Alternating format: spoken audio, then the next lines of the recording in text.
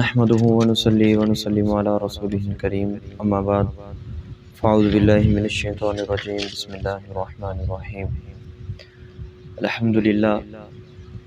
آج نواں سپارہ نماز تراویح کے اندر مکمل ہوا۔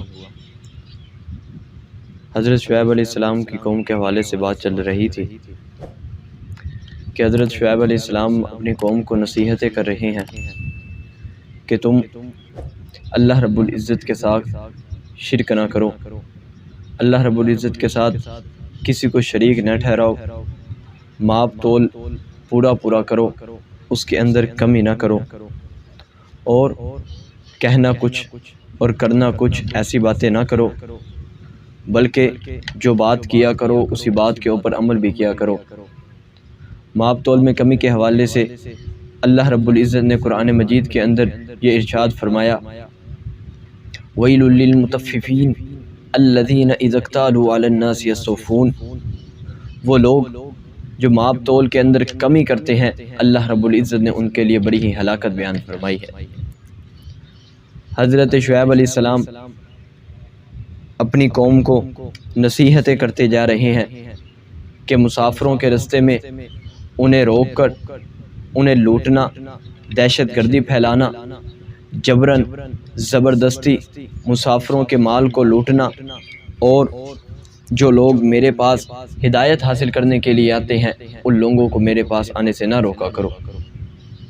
جب ان لوگوں نے حضرت شعیب علیہ السلام کی یہ وصیحتیں سنی تو وہ زور بازو آ گئے، ان کے پاس دلیلوں کے ذریعے سے جواب ختم ہو چکے تھے، تو انہوں نے اپنی زور اور قوت دکھانا چاہی، اور حضرت شعیب علیہ السلام کو یہ کہا کہ آپ کے پاس دو چانس ہیں، یا تو آپ اس علاقے سے جلا وطنی اختیار کیجئے، اس علاقے کو چھوڑ دیجئے، یا پھر ہمارے مذہب کو قبول کر لیجئے۔ حضرت شعیب علیہ السلام نے ان کے اس مشرکانہ عقائد کی تردید کرتے ہوئے، اسے بیزاری اختیار کرتے ہوئے فرمایا کہ میں تمہارے ان مشرکانہ عقائد سے بیزاری اختیار کرتا ہوں اور اسے میں ناپسند کرتا ہوں۔ اور وہ لوگ ایسے تھے، وَقَالَ الْمَلَأُ الَّذِينَ كَفَرُوا مِنْ قَوْمِهِ لَئِنِ اتَّبَعْتُمْ شُعَيْبًا إِنَّكُمْ إِذًا لَخَاسِرُونَ۔ جو لوگ حضرت شعیب علیہ السلام کی پیروی کرنا چاہتے تھے، ان کے رستے کی طرف چلنا چاہتے تھے، تو ان لوگوں کو یہ کہتے تھے کہ اگر تم نے شعیب علیہ السلام کی پیروی کی تو تم خسارے کے اندر چلے جاؤ گے۔ اس وجہ سے انہوں نے اللہ رب العزت کو نہ مانا، حضرت شعیب علیہ السلام کی دعوت کو قبول نہ کیا، تو اللہ رب العزت فرماتے ہیں فَأَخَذَتْهُمُ الرَّجْفَةُ فَأَصْبَحُوا فِي دَارِهِمْ جَاثِمِينَ۔ ہم نے ان پر زلزلے کے عذاب کو بھیج دیا جس کی وجہ سے وہ تباہ و برباد ہو گئے۔ اور اسی طرح سے اللہ رب العزت نے اسی پارے کے اندر حضرت موسیٰ علیہ السلام کا بھی تذکرہ فرمایا، وَلَمَّا جَاءَ مُوسَىٰ لِمِيقَاتِنَا وَكَلَّمَهُ رَبُّهُ۔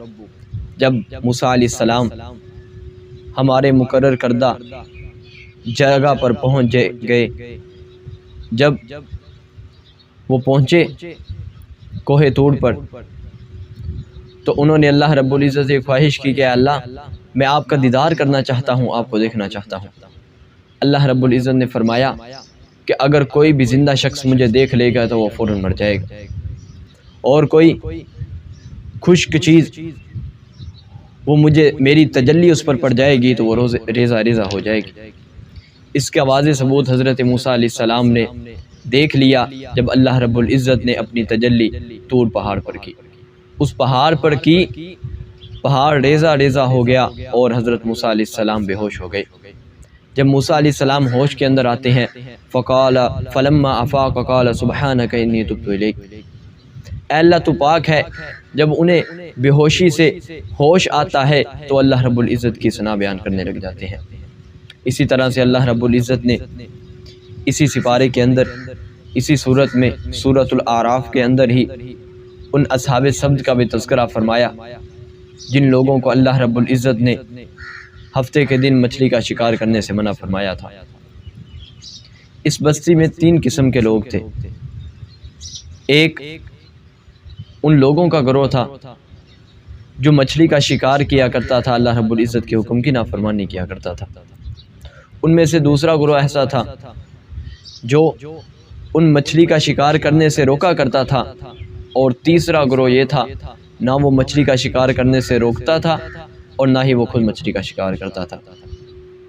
جب اس تیسرے گروہ والے نے جو مچھلی کا شکار نہ کیا کرتے تھے نہ روکا کرتے تھے، ان لوگوں نے دوسرے گروہ والے لوگوں کو کہا کہ تم آخر ان لوگوں کو مچھلی کا شکار کرنے سے کیوں روکتے ہو؟ ان لوگوں نے تو اللہ رب العزت کی نافرمانی کر کے، اللہ رب العزت کے حکم کو نہ مان کر اللہ رب العزت کے عذاب کو مول لے لیا ہے، لہذا تم ان لوگوں کو مچھلی کا شکار کرنے سے نہ روکو۔ تو اس دوسرے گروہ والوں نے کہا کہ بات سنو، ان لوگوں کو نصیحت کرنے کے دو فائدے ہیں۔ ان میں سے ایک فائدہ یہ ہے کہ اگر ہم ان لوگوں کو روکیں گے تو قیامت والے دن کے لیے یہ حجت قائم ہو جائے گی کہ ان لوگوں نے برائی سے روکا تھا، ان لوگوں نے اللہ رب العزت کی نافرمانی سے روکا تھا، لہذا اس دن ہمارے اوپر کوئی اعتراض نہیں کر سکے گا۔ اور دوسرا فائدہ یہ ہے کہ اگر ہم ان کو روکتے ہیں تو ہو سکتا ہے ہماری کوئی بات ان پر اثر کر جائے، ان پر ہماری کسی بات کا اثر ہو جائے، یہ اللہ رب العزت کی نافرمانی سے رک جائیں۔ لیکن وہ لوگ تیسرے گروہ، پہلے گروہ والے ہفتے والے دن مچھلی کے شکار کرنے سے باز نہ آئے۔ تو اللہ رب العزت اس کا تذکرہ بھی بیان فرمایا کہ وہ لوگ جب ان کو ہفتے والے دن شکار کرنے سے منع کیا گیا، اس دن مچھلیاں بڑی ہی اچھل اچھل کر پانی کے اندر آیا کرتی تھی۔ یہ اللہ رب العزت کی طرف سے ان پر آزمائش تھی، اگر وہ آزمائش پر پورا اترتے تو اللہ رب العزت ان پر انعام و اکرام کر سکتے تھے، لیکن وہ اس طرح نہ تھے۔ انہوں نے اللہ رب العزت کی اس آزمائش پر پورا ہی نہ اتر سکے۔ جب باقی دن ہوا کرتے تھے، ہفتے کے علاوہ کوئی اور دن ہوتا تو مچھلیاں آتی ہی نہیں۔ وہ اس بات سے بڑے پریشان ہوئے کہ یہ کیا ہوا، کس طرح سے کوئی ہیلہ اختیار کیا جائے اور مچھلیوں کو پکڑا جائے۔ ایک دن ایک آدمی نے ہفتے والے دن ایک مچھلی پکڑی، اسے کانٹے کے ساتھ، رسی کے ساتھ وہیں باندھ کر اپنا کسی پتھر کے ساتھ اسے چھوڑ آیا۔ اتوار والے دن گیا، اس مچھلی کو پکڑ کر لے آیا اور گھر آ کر پکانے لگا۔ اس کی خوشبو جب محلے کے اندر اور لوگوں نے سونگھی، وہ لوگ جمع ہو گئے۔ جمع ہونے کے بعد ان لوگوں نے اس سے پوچھا کہ تو نے مچھلی کا شکار کیا؟ اس نے کہا نہیں جی، میں نے تو آج اتوار والے دن شکار کیا، ہفتے والے دن کیا ہی نہیں۔ لیکن بات چھپی نہ رہی، بات لوگوں کے سامنے ظاہر ہو گئی کہ اس نے یہ طریقہ اختیار کیا ہے۔ لوگوں نے بھی اسی طریقے سے کرنا شروع کر دیا۔ آہستہ آہستہ لوگوں نے یہ طریقہ اختیار کیا کہ گڑھا کھود دیا، اس کے اندر وہ مچھلیوں کو ہفتے والے دن جمع کر لیتے اور اتوار والے دن جا کر ان کو نکال لاتے، جس کی وجہ سے اللہ رب العزت نے ان کے اوپر دردناک عذاب کو نازل کیا۔ اور اسی طرح سے اللہ رب العزت نے اسی صورت کے اندر ہی قیامت کا بھی تذکرہ فرمایا کہ قیامت کا علم صرف اور صرف میں رکھتا ہوں۔ یسألونک عن الساعة ایان مرساها قل انما علمها عند ربی۔ وہ نبی اکرم صلی اللہ علیہ وآلہ وسلم سے قیامت کے متعلق سوال کرتے ہیں کہ قیامت کب قائم ہوگی، کب قیامت کے آنے کا وقت ہے؟ تو اللہ رب العزت نے ارشاد فرمایا کہ اے نبی، آپ ان لوگوں کو کہہ دیجئے کہ قیامت کا علم صرف اور صرف مجھے ہے۔ اللہ رب العزت ہی جانتے ہیں کہ قیامت کب واقع ہو جائے گی۔ اچانک سے کسی دن سورج مشرق کی بجائے مغرب سے طلوع ہو جائے گا، اس وقت بعض لوگ ایسے ہوں گے جو توبہ کرنا چاہیں گے، اللہ رب العزت سے اپنے گناہوں کی معافی مانگنا چاہیں گے، لیکن اس دن کسی کی کوئی توبہ قبول نہیں ہوگی، لہٰذا ہمیں اس سے پہلے یہ حکم ہے کہ توبہ کر لیجیے۔ قیامت کب واقع ہو جائے اس کا کسی کو بھی نہیں علم، صرف اللہ رب العزت ہی جانتے ہیں۔ اس لیے اللہ رب العزت کی نافرمانی کرتے رہے ہیں ہم، اللہ رب العزت کی حدود کو پامال کرتے رہے ہیں، اللہ رب العزت سے معافی مانگ لیجئے۔ یہ وہ مبارک مہینہ ہے جس کے اندر اللہ رب العزت اپنے بندوں کو کثرت کے ساتھ معاف کر کے جہنم سے آزاد کر کے جنت کی طرف لے کے جاتے ہیں۔ اللہ رب العزت ہمیں صحیح معنوں کے اندر اپنے سے توبہ کرنے کی توفیق عطا فرمائے اور ہمارے گناہوں کو معاف کر دے۔ یہ اللہ رب العزت بڑی ہی شان والے ہیں، اللہ رب العزت کی رحمت بڑی ہی وسیع ہے۔ اللہ رب العزت تو قرآن مجید کے اندر خود ارشاد فرماتے ہیں، قل یا عبادی الذین اسرفوا علی انفسہم لا تقنطوا من رحمت اللہ۔ اس لیے اگر ہم نے جتنے بھی گناہ کر دی ہیں اللہ رب العزت سے معافی مانگ لیجئے، اللہ رب العزت ہمیں معاف کر دیں گے۔ اور اسی طرح سے آج سورۃ انفال بھی پڑھی گئی۔ انفال کا کچھ حصہ نماز تراویح کے اندر تلاوت کیا گیا۔ انفال کا معنی ہے کہ غنیمت کا مال۔ ہوتا اس طرح تھا کہ جب کوئی لڑائی یا جنگ ہوتی، اس کے اندر جو بھی مال غنیمت یا مال حاصل ہوتا تھا اسے لے آنا اور اس کے 5 حصے کیے جاتے تھے۔ ان 5 حصوں کو مختلف لوگوں کے درمیان تقسیم کیا جاتا۔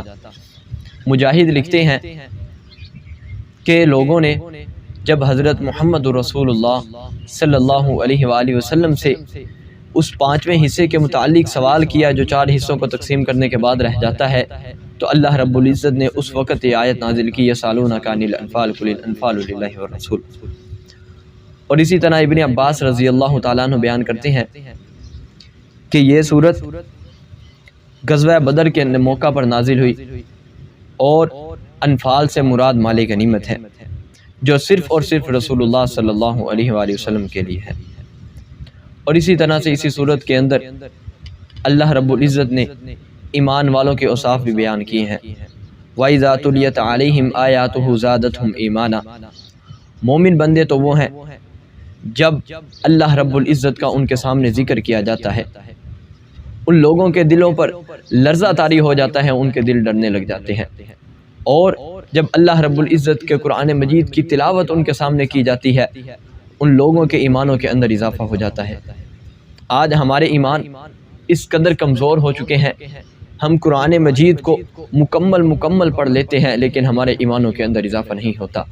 اس کی وجہ کیا ہے؟ اس کی وجہ یہ ہے کہ آج ہم نے قرآن مجید کو سمجھنا چھوڑ دیا ہے۔